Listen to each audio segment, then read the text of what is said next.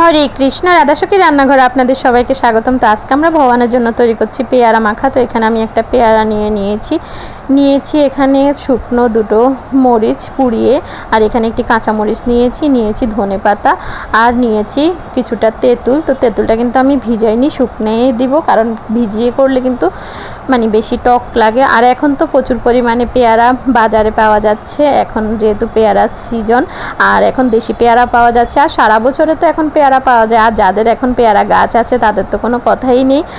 তো এই যে এখন পেয়ারাগুলোকে আমি ছোট ছোট করে কেটে নেব, সাধারণত পেয়ারা মাখার জন্য যেভাবে পেয়ারাগুলো কাটা হয় ঠিক ওইভাবে। আর ধনেপাতাটাও কেটে নিচ্ছি, কাঁচামরিচটাও ছোট ছোট করে কেটে নিচ্ছি।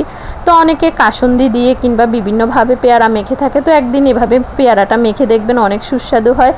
আর যেহেতু সারা বছরই পেয়ারা পাওয়া যায়, এভাবে আপনারা যে কোনো সময়ে মেখে প্রসাদ পেতে পারেন, অনেক সুস্বাদু হয়। তো প্রথমে আমি শুকনো মরিচ, কাঁচামরিচ আর সেই শুকনো তেঁতুলটা খুব ভালোভাবে ধনেপাতার সাথে মিক্স করে নিচ্ছি, সাথে আমি পরিমাণ মতো দিয়ে দিয়েছি লবণ। তো আপনারা চাইলে এখানে হালকা চিনিও ব্যবহার করতে পারেন, তবে যেহেতু পেয়ারাটা মিষ্টি হয় এই কারণে আমি চিনিটা আর ব্যবহার করি না।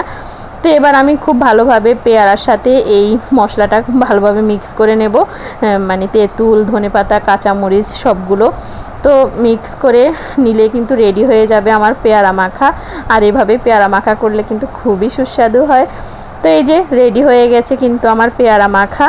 এবার আমি এটি একটি তুলসী পাতার সাহায্যে ভগবানকে অর্পণ করব, আর সবাই মিলে আস্বাদন করব পরম সুস্বাদু কৃষ্ণপ্রসাদ। হরে কৃষ্ণ। ধন্যবাদ।